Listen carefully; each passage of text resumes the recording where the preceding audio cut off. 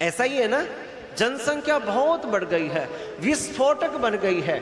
और हिंदू तो आजकल कम बच्चे पैदा कर रहे हैं, लेकिन मुसलमान देखो, हम 5 और हमारे 25 होंगे। अब वो 5-5 तो शादियां करते हैं और 25-25 बच्चे जो है वो पैदा करते हैं।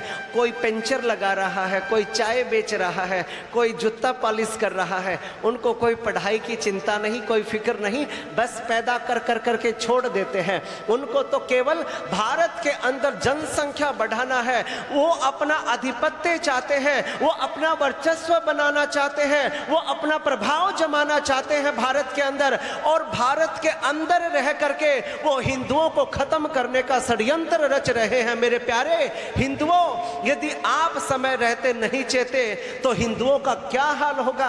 आज आए दिन आप देखिए समाज के अंदर क्या हो रहा है। आज हिंदू देश के अंदर सुरक्षित नहीं है। आज एक संत, एक महात्मा, एक फकीर असुरक्षित है देश के अंदर। भारत के अंदर आज सरेआम एक महात्मा की हत्या कर दी जाती है। आज मुझे व्यासपीठ से कहना पड़ रहा है, क्या ये वो मेरा देश है? क्या ये भारत मेरा देश है जहां पर आज संत असुरक्षित है? अभी अभी कल की ही घटना है, कर्नाटक के अंदर एक जैन मुनि की निर्ममता के साथ हत्या कर दी जाती है एक मुसलमान लड़के के द्वारा। उसको उसके अलग अलग टुकड़े कर दिए जाते हैं, उस संत का अपहरण कर लिया जाता है और उसको मौत के घाट उतार करके उसको फेंक दिया जाता है। आज महाराष्ट्र के अंदर, कर्नाटक के अंदर ये हुआ है। कर्नाटक की सरकार कहती थी कि हम तो सद्भावना लेकर के आएंगे, संभाव लेकर के आएंगे। कहां चला गया उनकी वो सद्भावना? वो एक्शन क्यों नहीं लेती इन आतताइयों के विरुद्ध? जहां पर हिंदू सुरक्षित नहीं है, जहां पर हमारी बहन बेटियां सुरक्षित नहीं है, उस देश का क्या हाल होगा मेरे प्यारों? आपको ये विचार करना होगा, ये विचारणीय विषय है। आज कर्नाटक के अंदर क्या हो रहा है, वास्तव में हमें चिंतन करने की आवश्यकता है।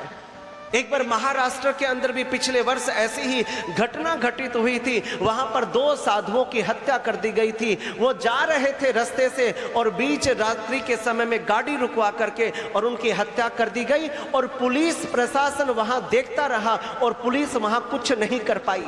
क्या ये भारत का कानून है?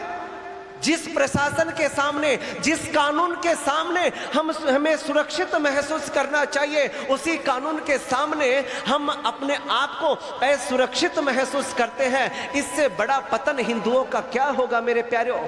इसलिए हिंदुओं एकजुट हो जाओ और एकजुट होकर के जो विधर्मी है इस देश के अंदर, इस भारत के अंदर, जो भारत को नष्ट करने का षड्यंत्र रच रहे हैं, जो हिंदुओं के ऊपर आए दिन उनका कत्ल कर रहे हैं, हमें उनके ऊपर फुल स्टॉप लगाना होगा, विराम लगाना होगा। और ये विराम कब लगेगा? जब सारा हिंदू समाज संगठित हो जाएगा और उन आतताइयों का सामना करेगा मेरे प्यारों।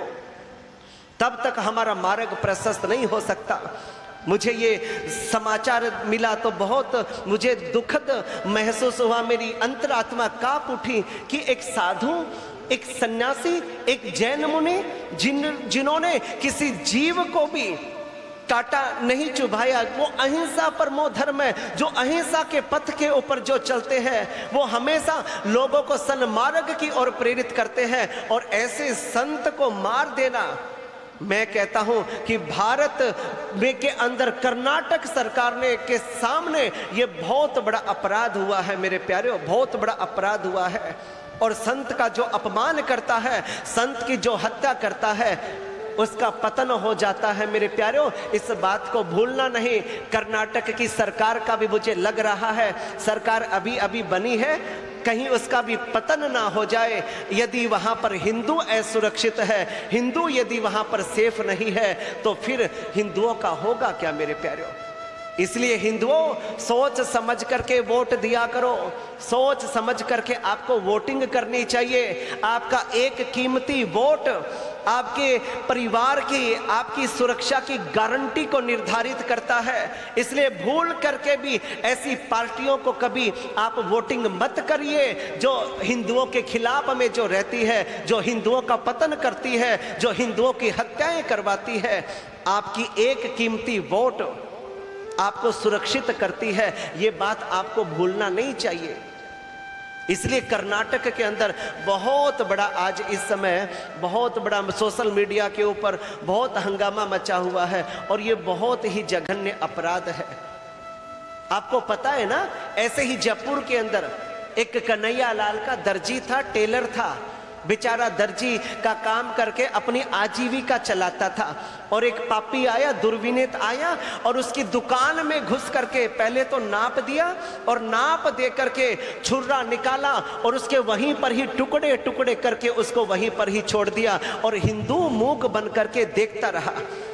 मुसलमान आता है और वो हिंदुओं को मार करके चला जाता है और हिंदू कायर की तरह देखता रहता है।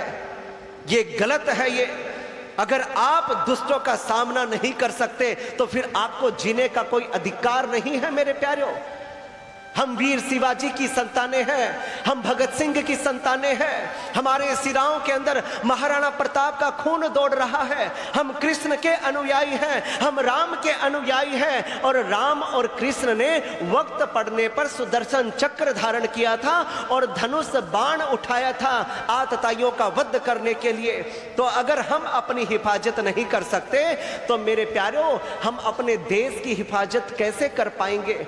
सबसे पहले हमें अपनी हिफाजत करनी होगी, उसके बाद अपने समाज की सुरक्षा का दायित्व, उसके बाद देश की सुरक्षा का दायित्व हमारे कंधों के ऊपर है। हिंदुओं, 56 देश इस समय मुसलमानों के पास है और हिंदुओं के पास कौन सा देश है, जरा मेरे को बताओ तो सही कि यहाँ पर ये आबादी बढ़ती रहेगी, मुसलमान बढ़ते रहेंगे, हिंदू कम होते रहेंगे। हिंदुओं, तुम्हारे लिए जगह कहाँ पर है रहने के लिए, मेरे को एक बात तो बताओ।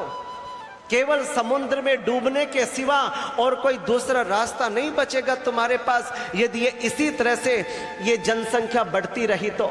इसलिए भारत सरकार को जल्दी से जल्दी जनसंख्या नियंत्रण का कानून बनाना चाहिए और जो ये अरे गरे जो लोग ये बच्चे पैदा कर रहे हैं, ये पिल्ले पैदा कर रहे हैं, इसके ऊपर एक रोक लगनी चाहिए देश के अंदर। नहीं तो हिंदुओं को बहुत बड़ा खतरा है, आने वाले टाइम के अंदर बहुत बड़ा खतरा मंडरा रहा है देश के अंदर मेरे प्यारों। इसलिए हमको जागने की आवश्यकता है, सोने की बेला नहीं है, ये जागने की बेला है और हमको अब करना भी चाहिए क्योंकि अब तो आप लोगों की सरकार है, आपने चुना है। यदि अब ये जनसंख्या नियंत्रण का कानून नहीं बनेगा तो फिर कब बनेगा मेरे प्यारों। मैं आपसे पूछना चाहता हूं, बनना चाहिए, कानून बनना चाहिए और इस देश की सुरक्षा की गारंटी देनी चाहिए सरकार को कि जब तक सरकार है तब तक हिंदू यहां सेफ रहना चाहिए। इसलिए मैं आप सबको यही कहना चाहूंगा कि आप सबको भी एकजुट रहना चाहिए। यहां से मैथुनी सृष्टि प्रारंभ होती है, स्वांभु मनु और शतरूपा 3 पुत्र